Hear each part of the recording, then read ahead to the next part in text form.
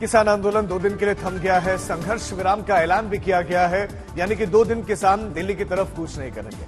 सरकार ने किसानों को 5वें दौर की बातचीत के लिए न्योता दिया है और किसान संगठनों ने बैठक करके कह दिया है कि पहले एमएसपी पर गारंटी का भरोसा दो, फिर तारीख।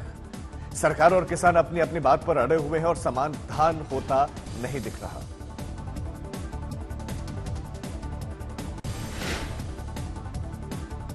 किसान आंदोलन 9 दिन का हो चुका है। दिल्ली से 2.5 घंटे की दूरी पर पंजाब हरियाणा के बीच शंभू बॉर्डर पर किसान और सुरक्षा में पुलिस के जवान आमने सामने हैं। 9 दिन बाद भी शंभू बॉर्डर पर ड्रोन आता है। प्रदर्शनकारियों पर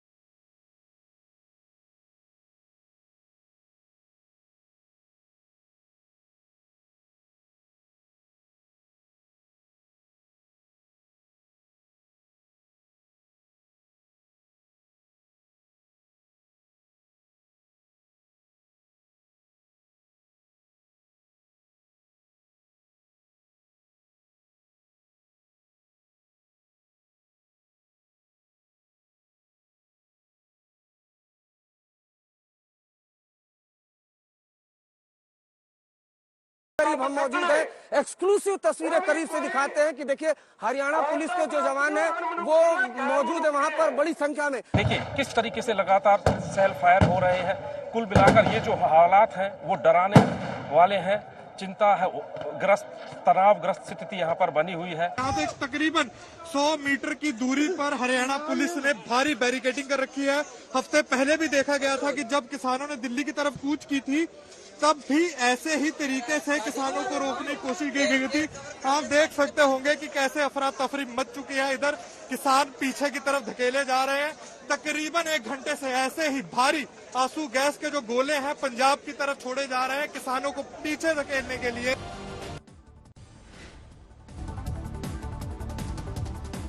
इससे पहले बुधवार को हरियाणा पंजाब के शंभू और खनौरी बॉर्डर पर जमकर झड़प हुई। दिन भर रहकर टकराव होता रहा। पुलिस ने किसानों को आगे नहीं बढ़ने दिया और कई किसान और कई पुलिस वाले इसमें जख्मी भी हुए।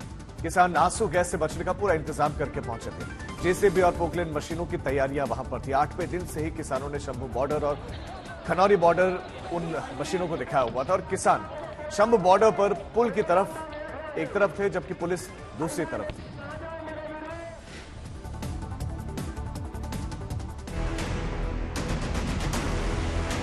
बैरिकेड के बैरिकेड जब शंभू और खनौरी बॉर्डर पर किसानों के सामने खड़े हैं। जब किसानों के सामने बॉर्डर पर पुलिस और आरएएफ के जवान ट्रैक्टर ट्रॉलियों को आगे न बढ़ने देने के लिए तैयार हैं।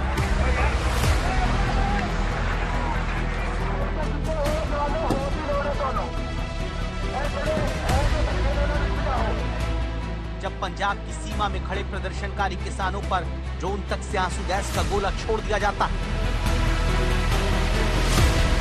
तब किसानों ने एक नहीं बल्कि आधा दर्जन से ज्यादा तरीकों से ऐसी तैयारी कर रखी है जिसे देखकर आपको अब समझना है कि अगर 10वें दिन भी बातचीत से समाधान नहीं निकला तो क्या किसान दिल्ली तक पहुंच जाएंगे। जहां गैस मास्क लगाए किसान प्रेस कॉन्फ्रेंस करने आते हैं, बताते हैं कि अगले 2 दिन किसान संगठन दिल्ली की तरफ नहीं बढ़ने वाले।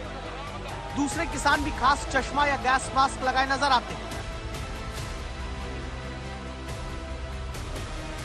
जहां किसान मुंह पर एक स्पेशल पेस्ट लगाकर आपको दिखते हैं। लोहे के बड़े बड़े बख्तरबंद लिए किसान दिखते हैं। एक खास रणनीति के तहत बोरियां सिलते हुए नजर आते हैं और बोरियों को किसानों के बीच बांटा जाता है। एक पाउडर भी प्रदर्शनकारी किसानों के बीच बांटा जाता दिखता है। पतंग उड़ाना भी किसानों की रणनीति का हिस्सा है। जेसीबी और पोकलेन मशीनों की तैयारी को 8वें दिन से ही किसानों ने शंभू बॉर्डर और खनौरी बॉर्डर पर दिखा रखी। ये सब क्यों किया गया, एक एक करके देखिए।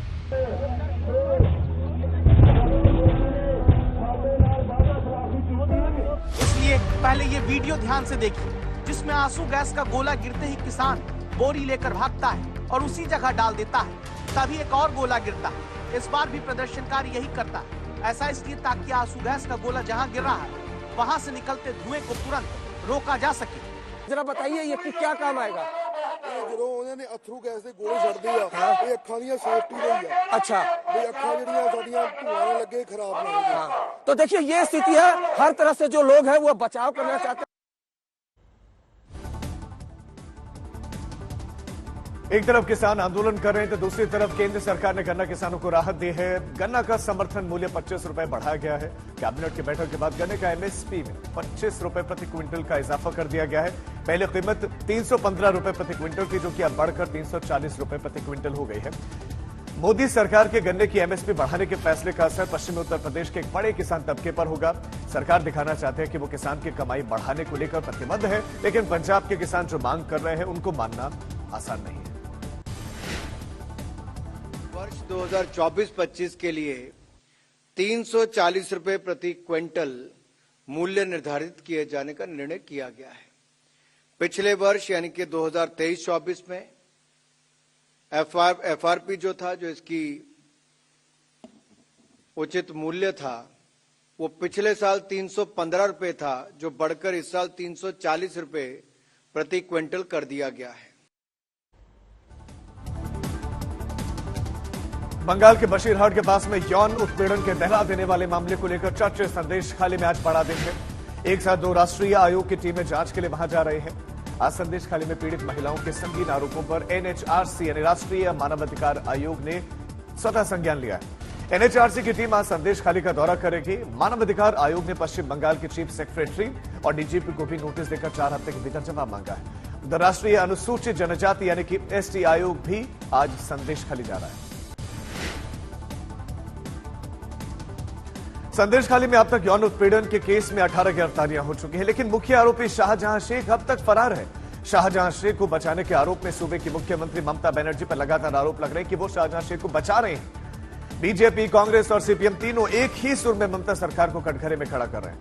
शाहजहां इस वक्त फरार है, लेकिन जिस शिबू हाजरा को गिरफ्तार किया गया उसके बारे में भी शिकायत है कि उसके गुर्गे महिलाओं को धमका रहे हैं। संदेश खाली में पीड़ित महिलाएं अब घर के बाहर पोस्टर लगाकर शाहजहां शेख की गिरफ्तारी की मांग कर रही हैं।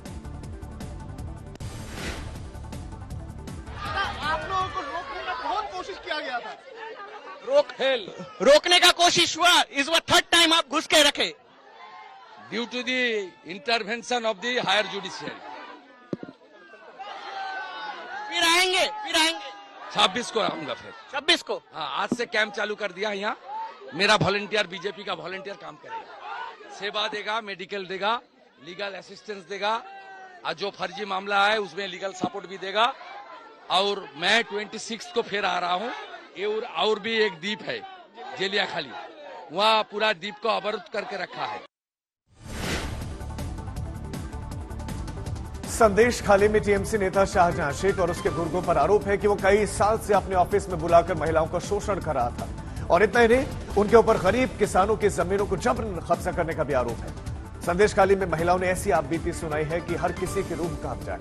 महिलाओं का कहना है कि पार्टी की बैठक के बहाने जबरदस्ती बुलाया जाता था, यौन शोषण होता था। जो महिला कई साल से अपनी जमीनों पर हुए कब्जे के खिलाफ आवाज तक नहीं उठा पा रही थी, अब संदेश खाली के थाने तक शिकायत दर्ज करवाने के लिए पहुंच रही हैं।